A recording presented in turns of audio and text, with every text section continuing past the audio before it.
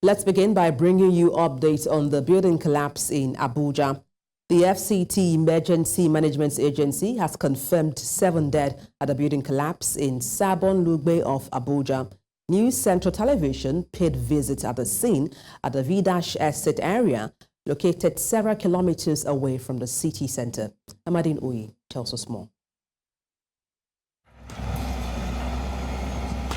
Mustafa Yusuf is a resident of Lugbe in Abuja. Mustafa can best be described as a scavenger, scavenging debris of abandoned sites like this one at the Vidash Estate, located at the Sabon Lugbe area of the FCT, for metals and anything of value to sell. Mustafa is among one of the lucky ones who escaped a building which collapsed at the location, killing 7 persons. He says that he was on site when the event occurred. Abin da ya faru a wancan gini sun yanke fulolin ƙasa. Mun zo muna cewa mutane su fita suka wasu ba su fita ba, sai kuma Allah ya kawo to an gama yanke ƙasan da ya rarrake to shine shi ginin ya yanke saboda da haduwa aikin da abin da ya faru duka bai fi karfe 1:30 ba. He also expressed his regret at the demise of other scavengers. Ina takaici saboda duk yan uwana ne, duk mai neman abinci kaga dan uwana ne, da Kirista da Musulmi duka yan uwana ne, ban bambanta ba. Kowanne aboki neman abinci ne. Kuma wanda suka rasa Allah ya ji kansu da gafara, wanda kuma ba su lafiya kuma Allah ya kara musu lafiya. News Central Television was on site and also spoke to some on the location who expressed their views on the incident. Ba za mu iya gano, ni dai gaskiya ba zan iya gano mutane suka rasu ba. Ko ba haka ba, gaskiya ba zan iya gano saboda ni ban je na an fara fito da gaskiya ban tsaya na kalla ba. I feel very bad, honestly, because in making them die is all they need to look for what to eat, and in the process of removing and get what to eat, that is where this incident happened to them. That thing why it happened, the place is Fulani full. The one why they die and the one why they die for hospital. Because of that thing, we need, if the government may they help us. Because of that, what happened is bad thing. It don't bad. What pains me is that is a FCD responsibility. Before anybody start working, if there is demolition there, they should stop the work. Look at people spend billions of naira, they come and demolish, which is very wrong. Please, they should be walking around Abuja. Anywhere they start building, before they would do something like this, they should stop the project. While there have been different figures bandied about on the exact number of persons who lost their lives, the FCT Emergency Management Agency says that 7 died, while several others escaped with various degrees of injury. In Abuja for News Central, I am Amadine Uyi. The Food and Agriculture Organization of the United Nations has distributed essential relief materials to flood victims and survivors in Limanti Community of Maiduguri, the Borno State Capital. The flood victims were supported with 3,000 packs of nutritional food supplements called Tom Brown for children, briquettes, and fuel-effective stoves to reduce environmental degradation. The intervention targets under 5 children, where each child is entitled to a 12-pack of Tom Brown that can sustain him for a period of 8 weeks, which is 2 months, to fight against malnutrition. We are targeting 250 children here in Limanti community with their caregiver household. And then we have in a pipeline to continue with this support into the other communities within the 3 LGAs affected by the flood. We are targeting almost about 5,000 children to receive this support. And also, as we are doing this to human beings, we have another package also for animals. We are trying to vaccinate 40,000 animals within livestock within Maiduguri, Mafa, and Jere LGA. It will not only benefit the child, but it will also benefit the household. If a child is healthy, you will have a healthy mother.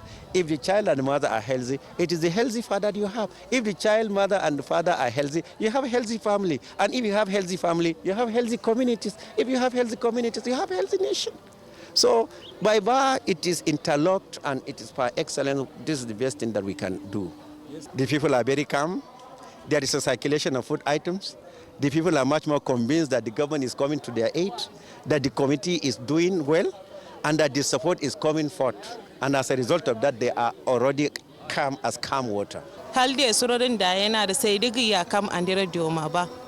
Sai ma anda banaza har ishe a open do ipande lenye dulindero kumbunza so iyena kumande alanga wande hapsu sai yero ala paraksu ala burema kozinaro chizea andira sada.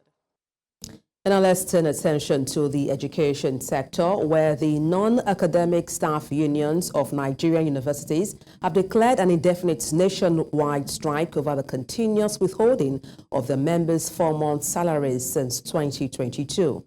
The Joint Action Committee, JAC, of the Non-Academic Staff Union of Educational and Associated Institutions, NASU, and the Senior Staff Association of Nigerian Universities, NASU, disclosed this in a statement on Sunday. The statement was jointly signed by SANU National President Muhammad Ibrahim and NASU General Secretary Peters Adeyemi. The two unions said the strike action begins on Monday, 28th October, and continues indefinitely. JAC said the decision followed multiple ultimatums earlier issued and protests held to ensure that the government paid the withheld salaries without yielding positive results. And for more perspective on this, we're joined by the National President, Non-Academic Staff Union of Educational and Associated Institution for NASU, and that's Makolo Hassan. Good evening, glad to have you join me on the news. Thanks, it is my pleasure. Let me begin by asking what your hopes are for this scheduled industrial action. Do you believe or feel it will achieve the desired results? Well, we have done all we could humanly possible, and we have given the necessary notices, and nothing seems to be done. And what we are about doing now is the last hope, because we have been pushed to the wall, because the immediate past Honorable Minister of Education said the President has graciously given approval, and they in the Ministry of Education has done all that were necessary to be done, that the document is lying on the table of the Honorable Minister of Finance. So all we are saying, and all our members are saying, they are looking forward to see a lot. But if nothing is done, there is no going back. Well, in view of this scheduled industrial action, what mechanisms are in place to ensure, uniform compliance with these strike directives? Oh, yes. We have a principle before embarking on our union. On strike by our union, because this is a joint action committee of NASU and SANU. And so at all the various branches across the federation, they will converge tomorrow, the two unions. They will meet. We have given them the guidelines, and they know our guidelines, and they have to obey the rules. They will meet and proceed on the indefinite strike action. How about government officials, also university administrators, who may pose as challenges or resistance to these scheduled industrial action? How do you intend to handle that? Well, we want to believe that injury to one is injury to all. Anyone who is in the university system, and you know that in view of the economic reality of the time, workers have been owing 4 months' salary, and the president magnanimously said 2 months out of that 4 months be paid. And as at the time this money was owed, things were a little bit better. The 2 months can no longer do anything now. So if anybody wants to stand our way, then we look at that person as enemy of progress. But when we get to that bridge, we'll cross it. Well, some persons might view this action as being detrimental to the education of their children in school, and even parents may perceive it in a negative light.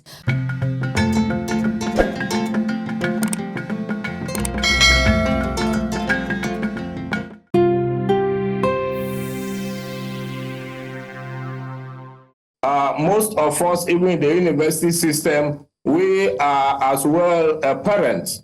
I have my own children in higher institution as well. And before now, we have done everything possible. All right, since we lost connection with our guest, Dr. Makolo Hassan, the National President, Non-Academic Staff Union of Educational and Associated Institution, NASO. Well, thank him indeed for his time on the news. The Kano Independent Electoral Commission has issued certificates of return to the newly elected 44 local government chairmen across the state.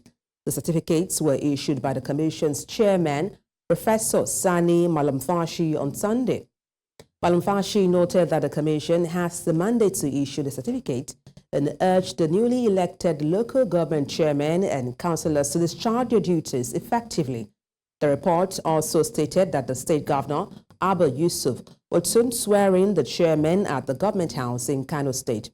The State Electoral Commission had declared the New Nigerian People's Party the winner of all 44 chairmanship positions and the 484 councillorship positions in Saturday's local government election in the state.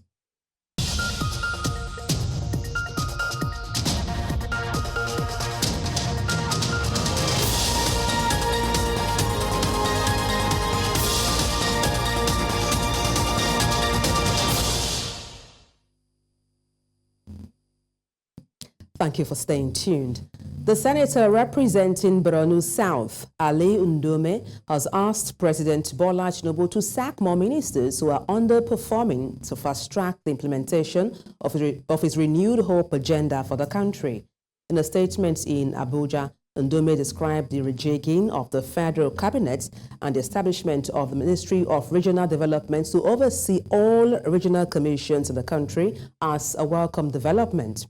President Tinubu had on Wednesday reshuffled his cabinet by sacking 6 ministers and naming 7 others. The president also swapped the portfolios of 10 other ministers. Ndume, former chief whip of the Senate, also called on President Tinubu to convene a national economic summit as part of efforts to profile a homegrown solution to the economic state in the country. In the meantime, the recent appointment of Bianca Ojukwu to a ministerial position by President Bola Tinubu has been drawing different reactions. In their reaction, the Abia State government and the former national chairman and chieftain of the All Progressives Grand Alliance, Ike Oyi, said Bianca Ojukwu's appointment is purely merit-based. According to them, her diplomatic experience and qualifications earned her the new position. Chinwe Ugele tells us more. Although not the first time the widow of Odimegwu Ojukwu is getting an appointment from a ruling party, some say the recent appointment may have political undertone. But a former national chairman of the All Progressives Grand Alliance, Ike Oye, believes the presidency understands her personality and what she can offer, hence the need to bring her on board. And those of us in Apuga are very happy. I don't think he did it out of political consideration. No. He appointed Bianca based on capacity, her merits. You know, she was a former ambassador to Spain and well-educated, exposed, and well-connected. So the president wants a lady, a woman that will give his government a new image internationally, and that's what he has done. Also, the Abia State government considers the appointment as deserving. Ambassador Bianca Odumegwu Ojukwu is like the candidate of all.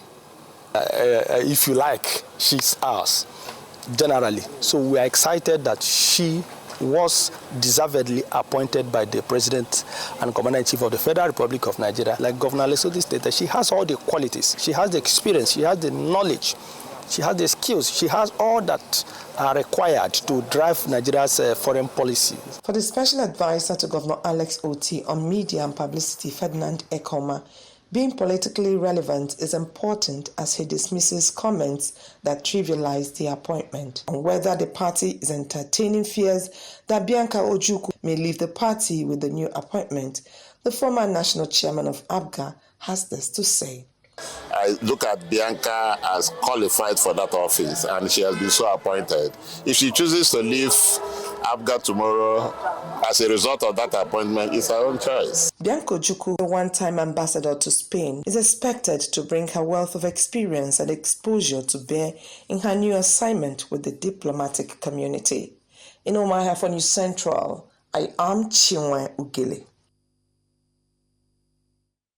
Recall we brought you news of building collapse in Abuja, precisely in the Sabon Lugbe area in the Vidash estate in Abuja. And to talk about that, we're joined by our guests, and that's the DG for NEMA and the FCT Emergency Management Department, Abdulrahman Mohammed. Good evening. Glad to have you join me on the news. Let me commence by asking what your thoughts are regarding this building collapse that happened in Abuja.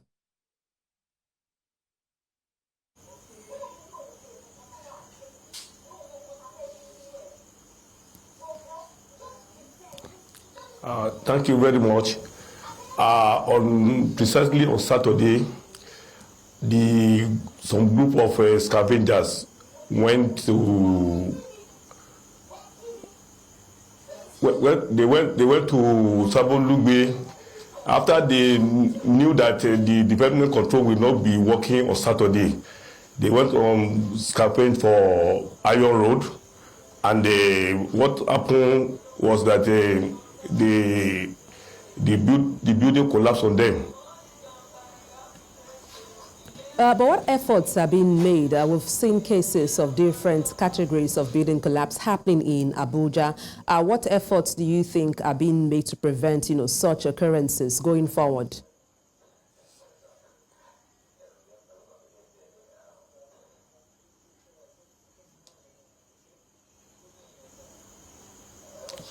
This one just happened because those buildings were earmarked for demolition by development control of FCT, and the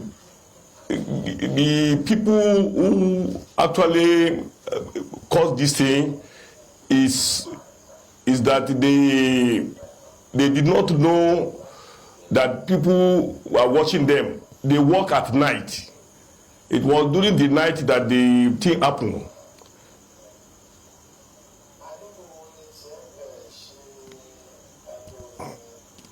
All right, indeed. Thank you so much for bringing light. But we are putting everything in place to make sure that such occurrence does not occur again.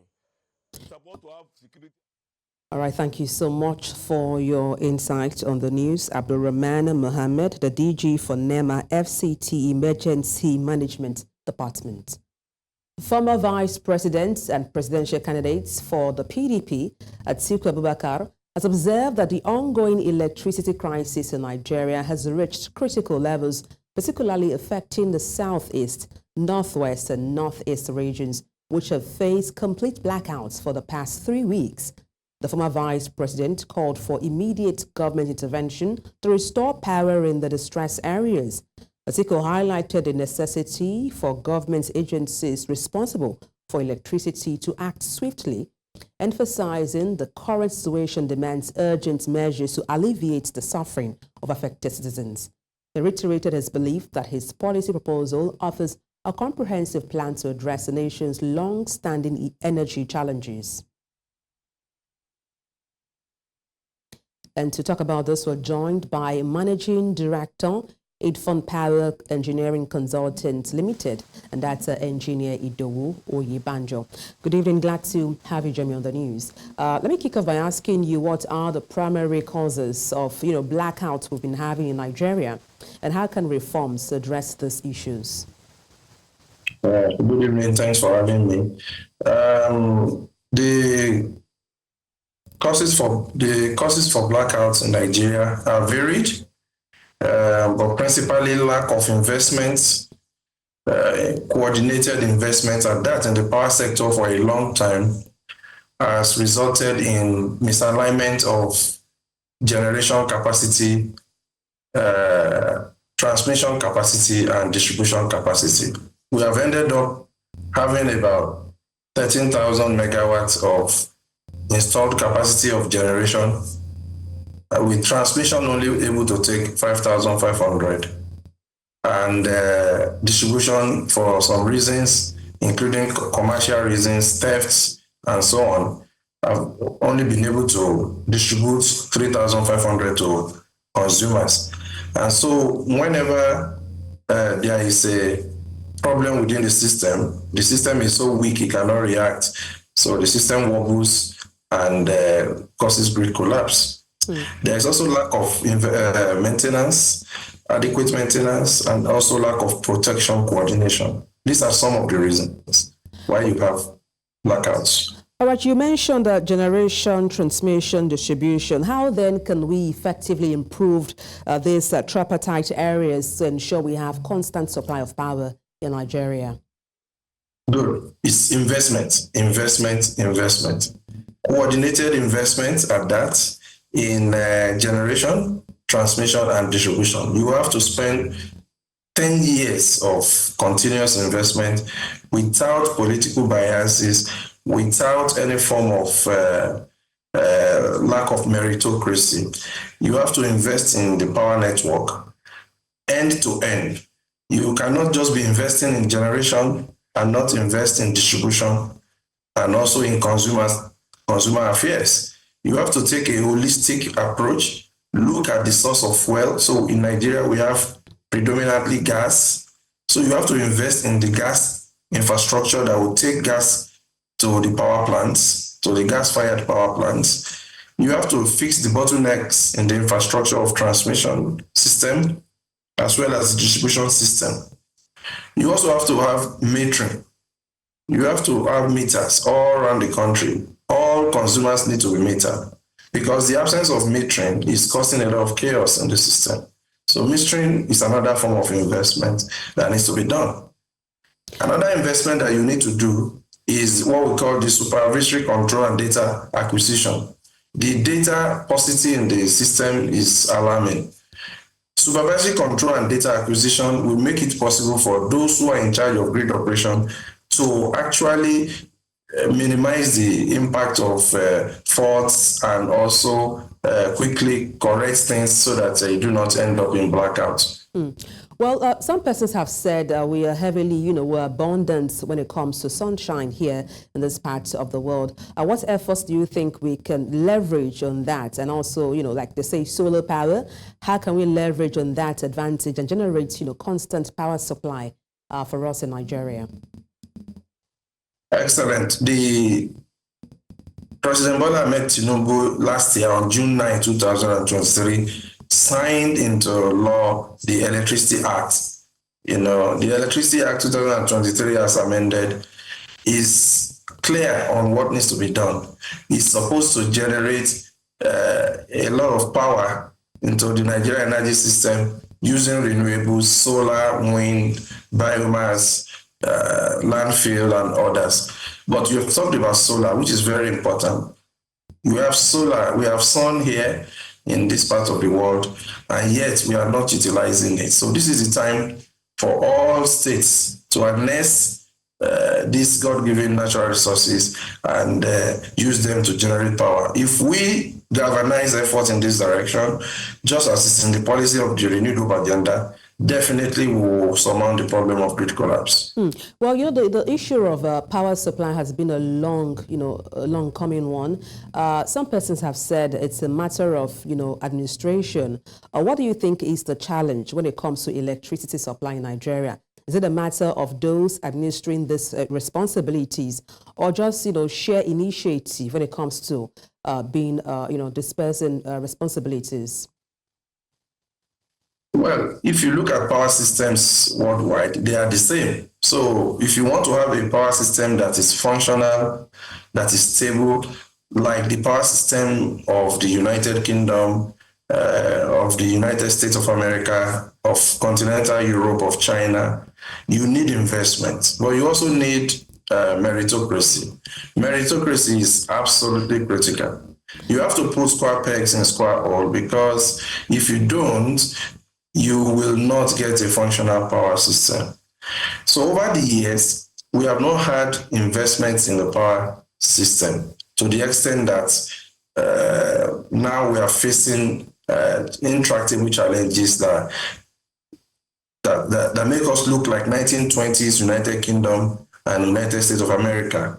The quantity of electricity generated today is small compared to the need of the country, and the ones generated have not been able to successfully get to consumers. So we're in such a dilemma that what needs to be done is for the presidency to activate what is stated in paragraph 9 of his policy document of the Renewed Hope Agenda, which states that he will establish a task force, a presidential advisory task force on power, which will do a lot of things, and the function of that task force has been clearly defined. This is what the president needs to activate now, as in yesterday, to make sure that we revamp the power sector and also cause cessation of all these incessant grid collapses. Well, indeed, we hope we have a lasting solution to the power or, blackouts happening in Nigeria. Thank you so much for your insight on the news. Engineer Idowu Oyebanjo, MD, Idfon Power Engineering Consultants Limited. Many thanks once again. Thank you. Away from that, consignment of opioids concealed in soles of shoes and hair attachments heading to the United States, United Kingdom and Cyprus have been intercepted by operatives of the National Drug Law Enforcement Agency, NDLEA, at the Murtala Mohammed International Airport, MMIA, Ikeja, Lagos, and 3 courier companies in the state. A total of 2,118 pews of tramadol concealed in soles of 13 pairs of shoes going to Cyprus were seized at the export shed of the Lagos airports on 12th October 2024, and additional 380 tablets recovered from the home of the sender, Okenwa Kelvin Uchena, during a follow-up operation in Enugu on Thursday, 24th October. A cash of 968,880 naira and a Toyota Avalon car marked UWN 389 AS were also recovered from the suspect at the time of his arrest. In a dazzling ceremony held on Saturday in Lagos, the annual BrandCom Awards celebrated excellence in brand communication and marketing. The event, attended by industry leaders, creative minds, and influencers, showcased innovative campaigns and highlighted outstanding contributions to the marketing sector.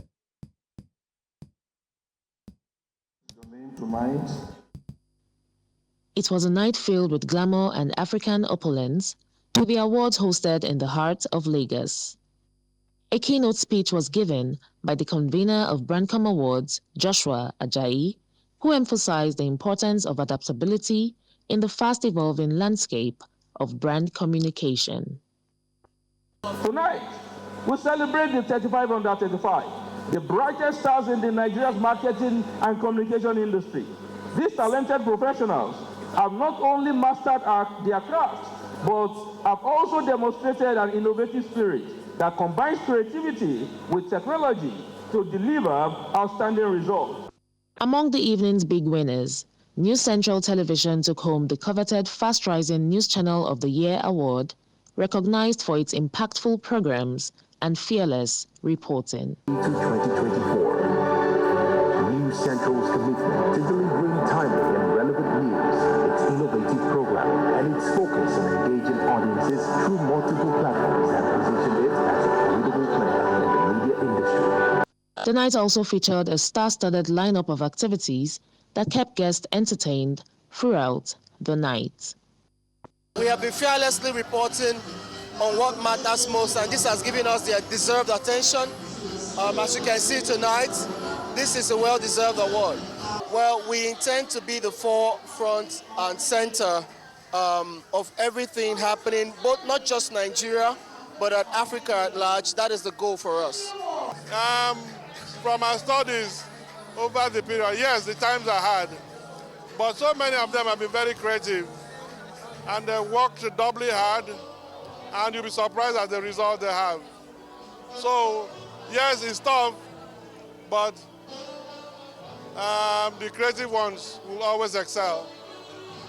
The BrandCom Awards not only recognizes excellence, but also fosters collaboration and innovation within the industry, contributing immensely to the growth of the industry and the country at large.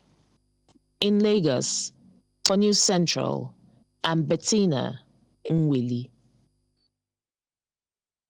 To more words, where News Central has emerged as the most informative and outstanding TV station of the year at the Blissful Affairs Magazine Recognition Awards.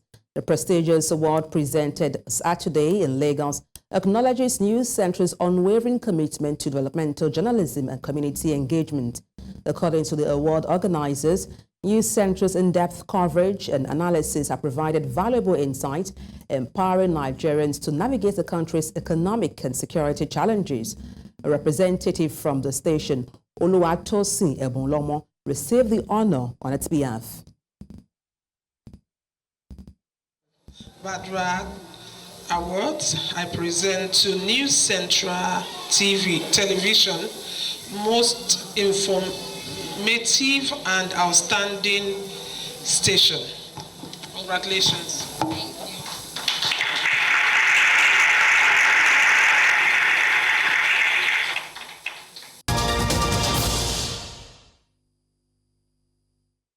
The death toll following a fuel tank explosion near the Ugandan capital Kampala last week has risen to 24.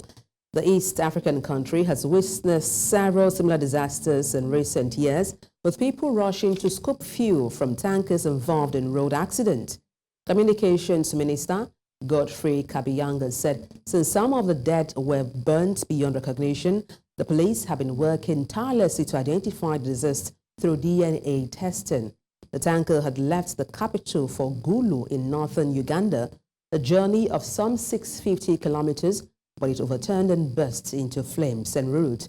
The driver is still at large, according to the government. Prominent Kenyan human rights activist Boniface Mwangi has been detained by police after 6 masked individuals forcibly took him from his home on charges of inciting violence.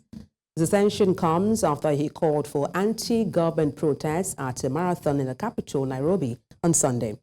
Police spokesperson Resila Onyanga confirmed to local media that Mwangi was in custody but did not provide further details.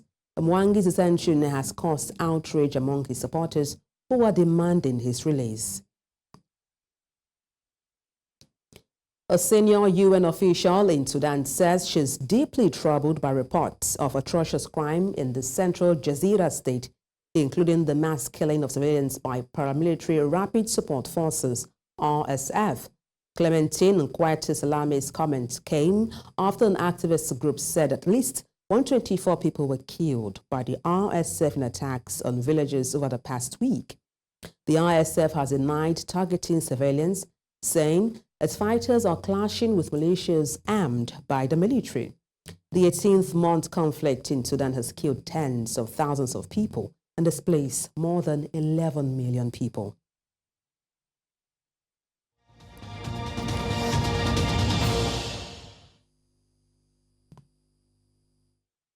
Former Uruguayan President Jose Mujica cast his vote in the country's presidential election, in which a left-wing history teacher is tipped to win power after 5 years of center-right rule. Polls show security topping the concerns of voters in the tiny country of 3.4 million people, which has faced an increase in drug-related violence in recent years. Mujica, who is undergoing cancer treatment, remains actively involved in politics, but says at a polling station that it may be his last vote.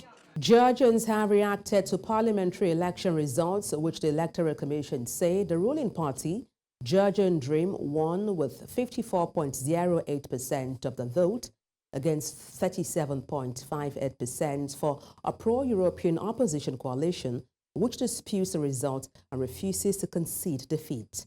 Reactions are divided between Georgians who want to either keep protesting or leave the country, while a supporter of the Georgian Dream says the country needs to have relations with Russia, whether it likes it or not. The Georgian Dream has stolen the elections. The final results are, I don't know, ridiculous. I don't know, I think everyone is thinking about two versions, either to like keep protesting and protesting, or just like Belarusians did, like leave this country and start a new life somewhere else. They are not promising, in my point of view, because our European aspirations and moving towards the West will be under big question now, despite that the ruling party says that they will manage everything, so we don't believe it. But of course we will defend our historical and will of more than 80% of people who wants to join European Union and who wants to become member of this big family. And I think we should take all the measures to manage this. And now let's join our business desk for today's updates.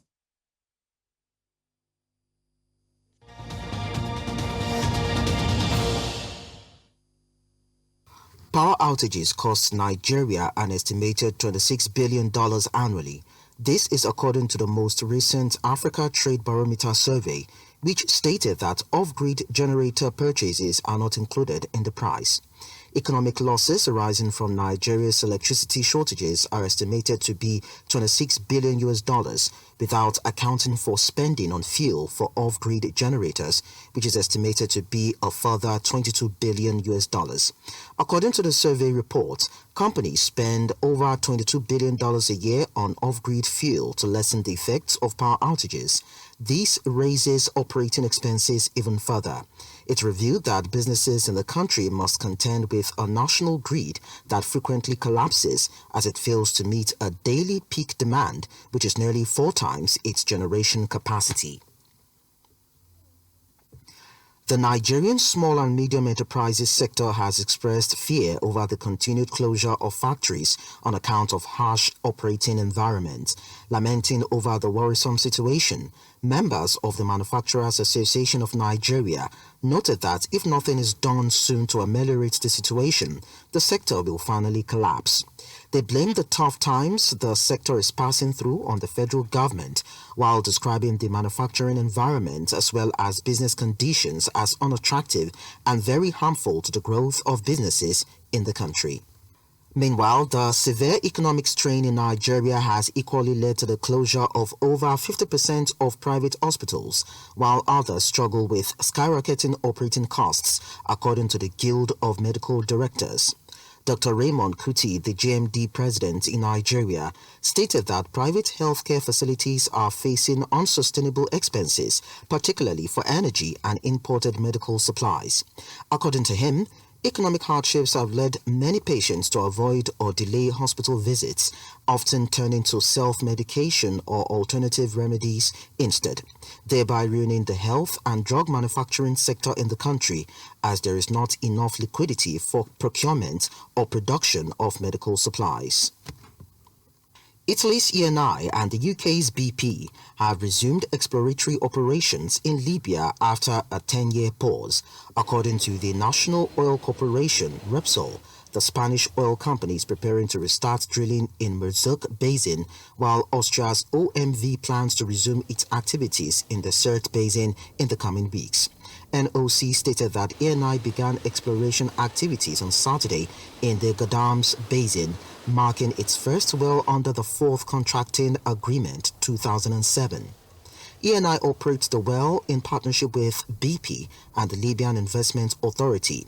Melita Oil and Gas, an ENI affiliate, will oversee the drilling process, leveraging its experience from operating its own Al Wafa field. And that's all on business news. I am Lekon Onobanjo.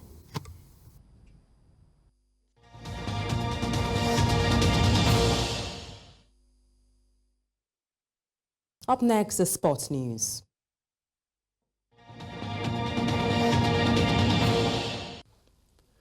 Nigeria's Flamingos head coach Bankole Oluwokere refused to blame his players following the team's disappointing exit from the 2024 FIFA Under-17 Women's World Cup. The coach's side lost 2-0 to the USA in the quarter-final encounter on Saturday night. The gaffer expressed satisfaction with the efforts of his players. The defeat ended Nigeria's impressive run in the tournament, where they had won all their group matches against New Zealand, Ecuador and Dominican Republic, scoring 9 goals and conceding just 1. Nothing went wrong. Let's talk for myself because I didn't watch most of my other African country matches except for the highlights and other people because I need to concentrate on my team. It's now I have to go back to go and watch what other my African country did and except for their last match that I'll be able to watch. But for my own side, nothing really wrong for my own side. Nothing really. It's just where I share luck and then the injury I can say is the stormy blood that affect our tactical play. So it makes the US to be a bit more tactical than us. We knew Nigeria was going to be a really hard match as soon as we drew them out of group stages. We went through a difficult group stage, and then we weren't going to get any break with Nigeria. I think they play with so much passion and freedom and emotion that we knew we had to match that intensity. But we were ready for a battle, and we knew that they were going to come hard and they weren't going to stop from minute 1 to minute 90, which is they proved us right, and they're a great side. Heartland Football Club of Owerri claimed all 3 points against Remo Stars at the Dananyam Stadium in Owerri on Sunday. Afolayan Peters grabbed the only goal of the game in the 71st minute, which was enough to seal the game for Heartland. The Nazi Millionaires defeated Remo Stars 3-1 in the same encounter last season. Now, with the win, Heartland have won 2 games in 5 home games this season. In other results, Enyimba defeated Ikorodu City by 2-1. Nasarawa United beat Kano Pillars 1-0. Plateau United were 3-0 winners over Sunshine Stars. Rivers United and El Kanemi Warriors settled for a 1-1 draw, while Shooting Stars beat Aqua United by 2-1. In the German Bundesliga, Bayern Munich bounced back from Wednesday's Champions League humiliation in Barcelona, beating rock-bottom Bochum 5-0 away from home to return to the league summit on Sunday.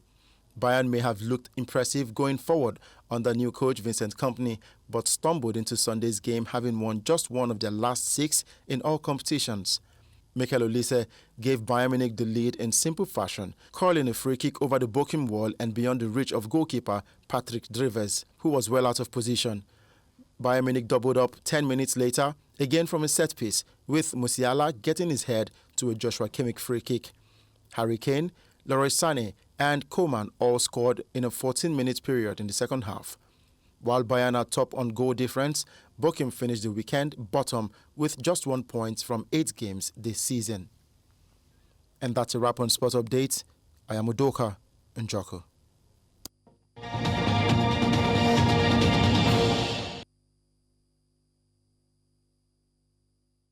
And that's all on the news. So before we go, let's take a look again at some of the major stories.